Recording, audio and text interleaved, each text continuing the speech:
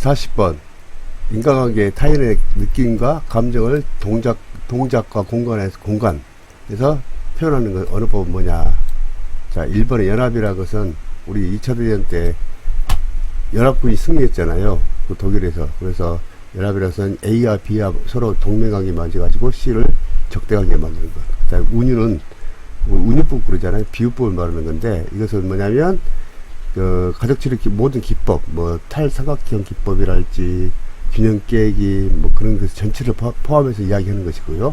외연화하고 내재화가 있거든요. 그래서 외연화는 주로 남자에게 나타나고 내재화는 여자에게 나타나거든요. 그래서 남자는 그 감정을 행동으로 표출하지만 여자는 눈물로 표출하는 것이죠.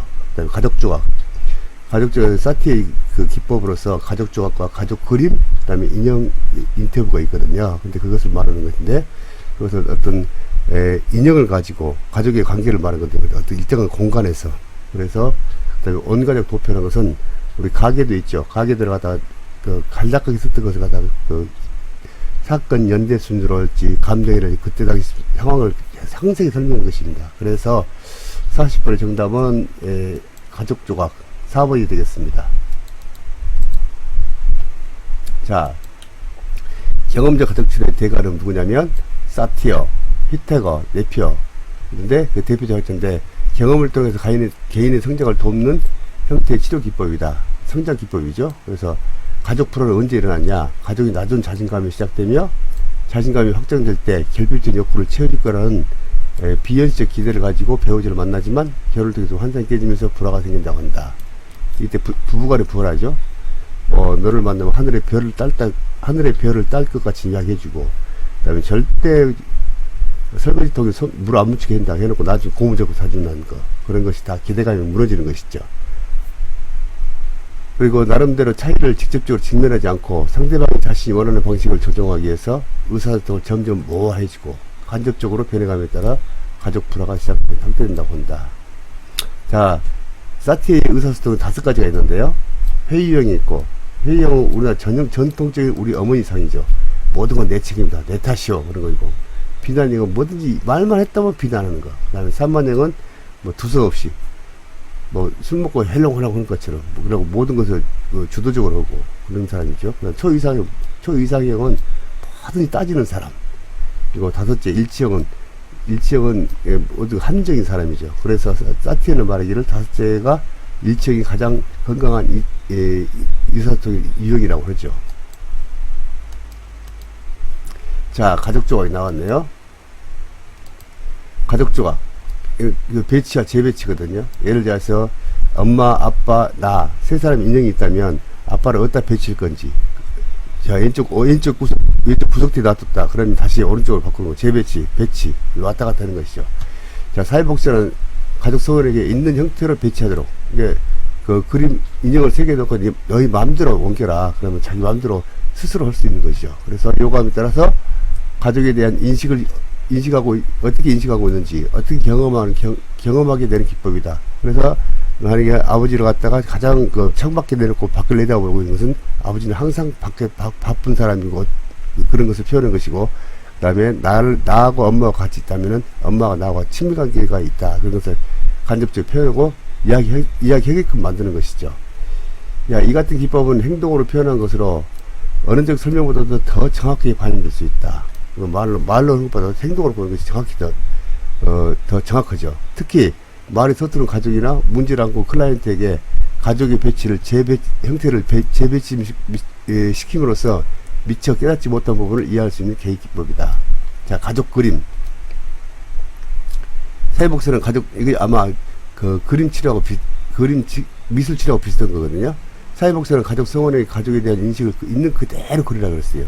예전에 생각하지 못했던 생각이나 대화를 못했던 상황들을 경험하도록 돕는 기법이다. 이 기법을 통해서 그림을 통해서 가족을 어떻게 느끼고 있는 건지, 가족관계에 어떤 문제가 있는지 이해할 수 있는 것이다. 그 다음에 인형극 인터뷰. 아까 제가 말했죠.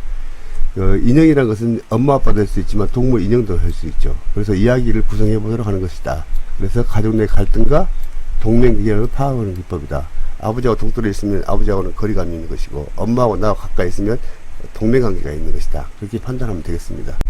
그럼 내재와 중심과 외연화 중심이라는 게 뭔가 봅시다. 내재와 중심과 외연화 증상은 서로 매우 다르다. 하지만 둘 다 감정적이고 행동적인 기본을 감춘다. 내재화든지 외연화든지 그것은 자기 본심을 감추고 행동하는 것이죠. 내재화 증상은 내면의 불편함이다. 반면 외연화 증상은 외부 중심의 활동이다. 바로 밖으로 펼치려는 것이죠. 자, 내재화 증상은 어린이가 보통과 다르게 생각하고 느끼고 행동할 때 괴로워하는 경향이다. 내재화 증상의 경우 이러한 괴로움을 내부로부터 향하는 것을 다음과 같이 처리할 수 있다. 눈물을 흘린다. 슬픈 감정을 자살 충동을 느낀다. 내재화죠. 내성적이라는 얘기죠. 어떤 활동에 대해서 즐거움을 느끼지 못하고 느리거나 수동적이다. 이런 사람 주변에 많잖아요. 완벽주의 및 열등감이다. 그 다음에 수면과 식욕이 변하다. 모든 종류의 두려움과 공포이다. 누가 말하면 조금 두렵고 공포를 많이 느끼잖아요. 불안, 긴장, 빈번한 생각, 잡생각을 많이 하는 거죠. 성인에 대한 애착과 의존, 위장장애 또는 의학적 설명으로 불가능한 통증과 같은 이게 스트레스라고 하죠. 스트레스. 원인 모를 통증.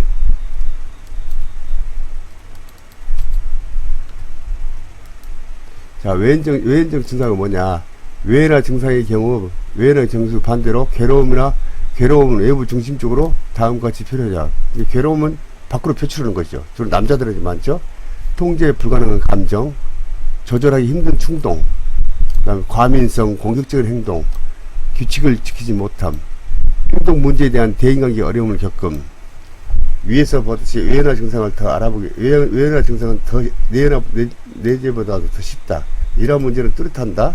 가정과 학교에서 어린이들이 정상적인 기능을 하지 못하도록 방해하기 때문이다. 공격성, 반항과 다른 학교 친구들의 갈등, 눈에 띄게 분명히 나타난다. 따라서 부모와 교사들은 무엇인가 잘못됐다는 것을 빨리 알아차려야 한다.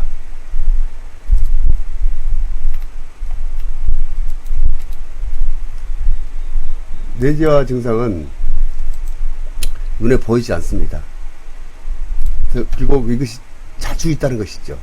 그렇기 때문에 내재화 증상은 어린이 내면 세계에 있는 속한 주관적인 주관적인 생각이다. 남들은 그렇게 생각한다. 혼자서 생각하는 것이죠. 그리고 성인들은 알아볼 수가 없다. 어린이들 생각을. 자, 그러면 게다가 이러한 어려움은 어린이 내면에 발생하기 때문에 가족 구성원, 교사, 그분들에게 어떤 문제를 일으키지 않는다. 혼자서 끙끙하는 거죠. 더욱 이 증상들은 성별에 따라 다르게 나타난다. 남자들은 보통 자신의 행동을 밖으로 드러내는 반면 여자들은 더 불안하고 슬픔에 잠기면 의존적이다. 굉장히 슬프게 생각하는 것이, 슬픈 행동을 많이 보이죠. 이러한 차이는 어린이들이 사춘기 들에서 더 악명이 높아진다. 더 심해지죠. 이것은 남자아이들과 여자들의 뇌가 달라서 발생한 것이다. 나아가 남자아이들과 여자아이들에게 부여되는 문화적 역할도 관련이 있다. 전형적으로 남자아이들은 공격적 행동을 드러내는 것이고 여자아이들은 기대나 울거나 수동적인 행동을 많이 하는 것이다.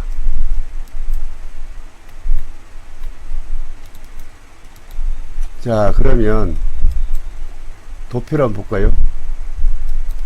우리 가계도 같은 데서는 엄마 아빠 이렇게 이렇게 표시만 됐지만 가계도 도표에서는 이렇게 상세하게 표시하는 거예요. 이렇게 상세하게 표시해요.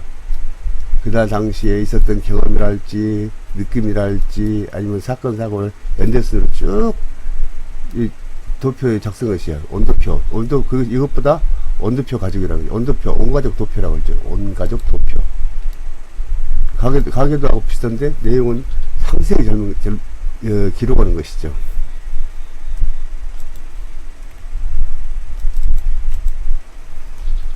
자, 그러면 인형극에 한번 살펴볼까요? 인형극에 대해서. 자, 여기서 맨 처음에 실험이 전에는 이런 모양이다. 그러니까 인형을 놓고 암대로 표시해봐라. 그러니까 여기 아이거든요. 주인공. 그 다음에 큰 누나와 여동생은 지금 거리감이 있죠. 서로 밖을 보고 같이 눈 마주치면 안 하잖아요. 그 대신 부모님하고 눈 마주치면 쉬고 가까이. 그래서 이 아이하고 부모는 관계가 좋다. 그러나 큰 누나하고 여동생들은 관계가 서로 좋지 않다. 이제 16 시작이 전에 이렇게 되는데 16 끝나고 나니까 주인공 여기 있죠. 주인공 아이는 큰 누나 동생도 같이 동생을 바라보고 부모도 바라보고 관계가 사이적 거리가 많이 좋아졌죠. 그리고 같은 공간 내에서 그리고 이제 부모 입장에서 엄마가 바라보는 것들은 뭐였냐. 이게 아들이거든요. 아들이서 엄마하고 아들하고 남편은 굉장히 친밀감이고, 거리가 가깝잖아요. 그 다음에 작은 딸과 큰 딸은 서로 이제 마주보고 있으면서, 마주보고 있고, 그 다음에 주인공 엄마는 어떻게 보냐면, 이런 식으로 되게, 아들하고 아빠하고 사이가 좋아지고, 큰 딸과 작은 딸은, 큰 딸은 나에게 가까이 왔으면 좋겠고, 작은 딸은 좀 멀리 했으면 좋겠다. 그렇게 표시를 하고 있는 것 같습니다.